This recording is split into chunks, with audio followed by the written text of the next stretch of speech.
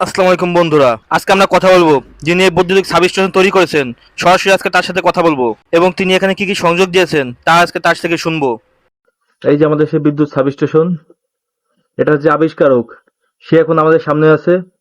সে আমাদের এখন পুরোটা বক্তব্য করে বুঝাবেন যে কোন জায়গায় কি আছে। আসসালামু আলাইকুম। এটা আমার হুম 33 বাই 11 সার্ভিস না, আমি দেখাচ্ছি। এটা হচ্ছে লাইটিং অ্যারেস্টার, এটা হচ্ছে ডিসকানেক্টর, এটা হচ্ছে circuit breaker, SCB, CT, PT এবং হচ্ছে ট্রান্সফরমার। লাইনটা কোথা থেকে বের হয়? এখান থেকে ইন হয় আর এখান থেকে আউট হয়। আউটটা কি ডাইরেক্ট বোর্ডে যাচ্ছে? হ্যাঁ হ্যাঁ হ্যাঁ এই লাইটটা কি এটা থেকে এখান থেকে কন্ট্রোল করে? হ্যাঁ, এটা সাবস্টেশন। এটা হচ্ছে কি, এটা আপনার বেশি ভোল্টেজটা কমায় দিচ্ছে, তারপর হচ্ছে যাচ্ছে ল্যাবটা চলতেছে। এই পুরো ল্যাবের কি কন্ট্রোল এটা? হ্যাঁ, পুরো ল্যাব কন্ট্রোল করে এটা।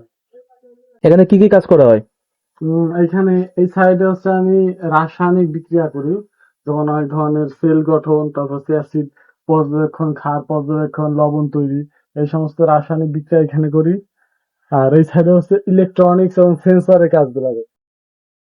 আর এই সাইডে হচ্ছে ইলেকট্রিক্যাল সিগন্যাল অ্যানালাইসিস এবং পর্যবেক্ষণ করি।